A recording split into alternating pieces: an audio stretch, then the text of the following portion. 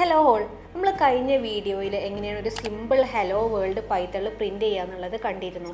നമുക്കിനി ഡിസ്കസ് ചെയ്യാനുള്ളത് പൈത്തണിൻ്റെ ഫീച്ചേഴ്സിനെ കുറിച്ചിട്ടാണ്. പൈത്തണിൻ്റെ ആദ്യത്തെ ഫീച്ചർ വരുന്നത് simple and easy to learn എന്നുള്ളതാണ്. നമ്മൾ ഹലോ വേൾഡ് പ്രിൻറ്റ് ചെയ്തപ്പോൾ തന്നെ നമുക്ക് മനസ്സിലായി എത്രത്തോളം ഈസി ആയിട്ട് ഒരു 6ാം ക്ലാസ്സിലെ കുട്ടികൾക്ക് പ്രിൻറ്റ് ചെയ്യാൻ പറ്റുന്ന രീതിയിലായിരുന്നു ഹലോ വേൾഡ് ഉണ്ടായിരുന്നത്.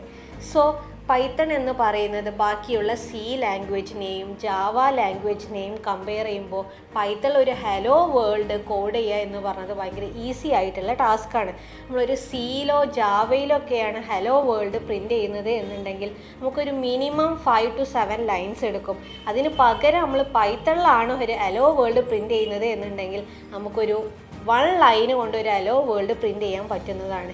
ഇനി വേറൊരു എക്സാമ്പിൾ നമ്മൾ നോക്കുകയാണെന്നുണ്ടെങ്കിൽ ഒരു 2 നമ്പേഴ്സ് ആഡ് ചെയ്യുന്ന ഒരു 10ഉം 20ഉം എന്ന് പറയുന്ന 2 നമ്പേഴ്സ് നമ്മൾ പൈത്തണിൽ ആഡ് ചെയ്യുമ്പം നമ്മൾ simply മാത്സിൽ A = 10, B = 20, C = A+B എന്ന് എഴുതുന്നത് പോലെ സിമ്പിളായിട്ട് നമുക്കൊരു 2 നമ്പേഴ്സ് ആഡ് ചെയ്യാൻ കഴിയുന്നതാണ്.